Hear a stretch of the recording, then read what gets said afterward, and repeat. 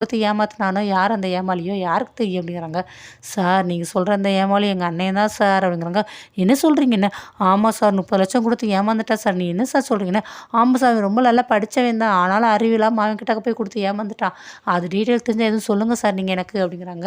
இப்பலாம் படிச்சவங்க தான் சார் ரொம்ப ஏமாறுறாங்க. ஏன் சார் உங்க அண்ணன் இந்த அளவுக்கு போய் இப்படி 30,00,000 போய் ஏமாந்துருக்காரு? அவ்வளோ பெரிய பணக்காரரா அண்ணே? பணக்காரரா இல்ல சார். சரியான ஏமாளி அவன். வெளியில கடன் வாங்கி தான் சார் இந்த இதில அமௌண்ட்லாம் ரெடி பண்ணி குடுத்துருக்கான். கடைசி இவன்கிட்டருந்து அவன் ரூவா தூக்கிட்டு ஓடிட்டான். அவன பத்தி ஏதாவது தகவல் தெரிஞ்சா சொல்லுங்க சார் அப்படின்னு முத்து சொல்றாங்க. அவன் பேசிட்டு இருக்கும்போது சொந்த ஊரு ஏற்காடுன்னு சொல்லி சொன்ன மாரி ஞாபகம் இருக்குன்னு. சார் வேற எது தெரிஞ்சாலும் சொல்லுங்க சார். Okay, okay. கண்டிப்பா நான் அவர பத்தி தெரிஞ்சுன்னா உங்களுக்கு கண்டிப்பா நான் சொல்றேன்.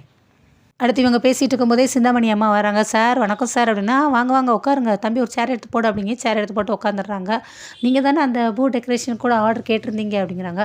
"ஆமா சார். நானுமே கல்யாண மண்டபத்துல விசாரிச்சேன். அவங்க தான் உங்க பேர பத்தி தான் பேசுனாங்க, சொன்னாங்க" அப்படிங்கிறாங்க அந்த ஆக்டர் வந்துட்டு.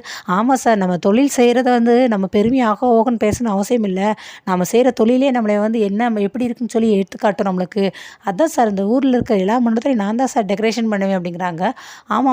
இவங்க கூட டெக்கரேஷனுக்கு ஆர்டருக்குலாம் இவங்களுமே கேட்டிருந்தாங்க. அதனால ஒரு முடிவு எடுத்திருக்கேன். கல்யாண மண்டபத்தில உள்ள ஸ்டேஜ் டெக்கரேஷன் அங்க இருக்கிற எல்லா வேலையுமே நீங்க பார்த்துக்கோங்க. வெளிய ரிசப்ஷன் இருக்கும் பார்த்தீங்களா? அது அப்புறம் என் பொண்ணு மாப்பிள்ளைக்கு ஒரு கார் வாங்கி குடுத்துருக்கேன் நானு என் தங்கச்சிக்கலாம்.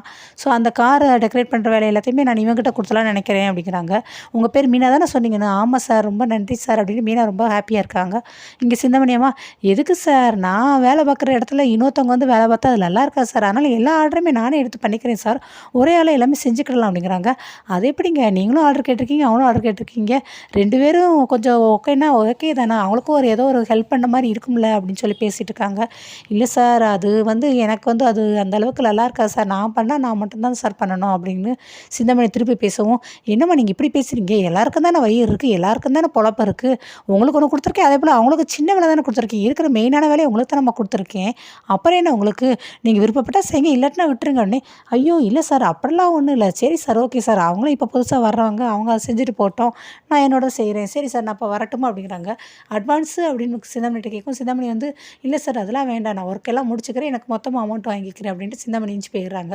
அடுத்து மீனா வந்து பேசிட்டு போகும்போது, "சரி சார் நாங்க கிளம்புறோம் சார். எங்களுக்கு ஆர்டர் குடுத்ததுக்கு ரொம்ப நன்றி சார்" அப்படிங்கிறாங்க. "நீங்களும் அன்னைக்கு ஆர்டர் கேட்டீங்க. அதுவும் இல்லாம இப்போ வேற 30,00,000 தொலைச்சிட்டேன்னு வேற சொல்றீங்களா? சரி இந்த ஆர்டர் உங்களுக்கு ஒரு ஹெல்ப்பா இருக்குமே அப்படிங்கிறதுக்காக தான் நான் குடுக்குறேன்னு." "சார் உங்களுக்கு எவ்வளோ பெரிய மனசு சார். ரொம்ப நல்லா பேசுறீங்க சார் நீங்க" அப்படின்ட்டு முத்து சொல்றாங்க. "இதில என்னப்பா இருக்கு? மனுஷனுக்கு மனுஷன் உதவி செஞ்சா அதில என்ன இருக்க போகுது" அப்படிங்க. "சரிங்க சார் நான் உங்க கிளம்புறேன்ட்டு" இவங்களும் வெளியே வந்துடுறாங்க. கார்ல உட்கார போறாங்க. உடனே சிந்தாமணி அம்மா, "ஏய்" அப்படின்னு சொல்லி பயங்கரமா அதிகாரத்தோடங்கிறாங்க. "என்ன நீ நான் போற இடத்துக்கு எல்லாத்துக்கும் என்னோட ஆர்டர நீ வந்து தட்டி பறிக்கிற" அப்படிங்கிறாங்க. "நான் ஒண்ணும் தட்டி பறிக்கல. நீங்க வந்து நான் வளரக்கூடாது